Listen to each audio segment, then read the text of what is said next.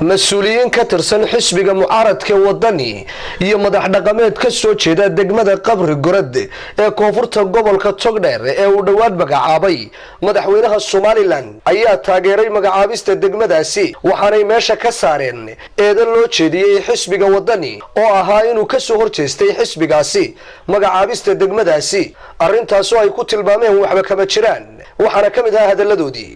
kuwii magacaabayay uma qabaan inay islahaayeen iyo kuwii ka shaqeeyay markii hore meesha yaacay uma qabaan inay islahaayeen dadka faa'iido soo kordhiyay laakiin faa'iido ma soo kordhiyay degmooyinka gobolka Togdheer dhammaantood magac ahaan bay u jiraan laakiin xukuumadda waxba ma qaban waxaan leeyahay shacabka reer Soomaaliland maanta isbedel u baahan yahay isbedelkaana waxa keenaya wadani gobolka Togdheer degmooyinkiisa waxa leeyahay waxba laydin ma qaban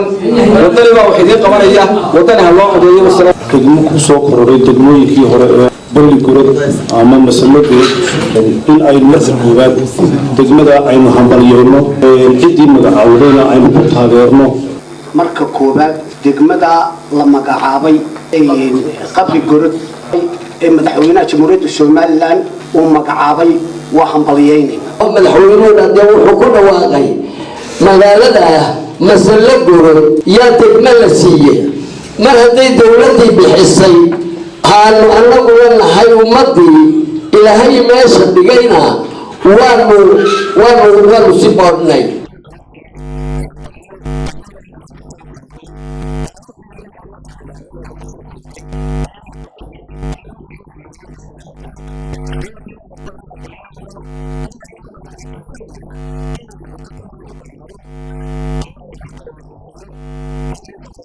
بربرة مقالة اللورين ترى والخيام قرن بعض الجري يبقى زمان كا بربر واحد ما يساعد كدي بربرين تحرنتي دو ما يساوي بقى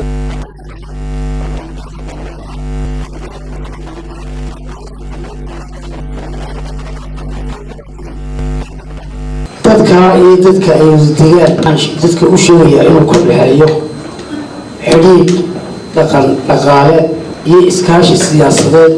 علي ظاهر محمد بوس تي في Universal برو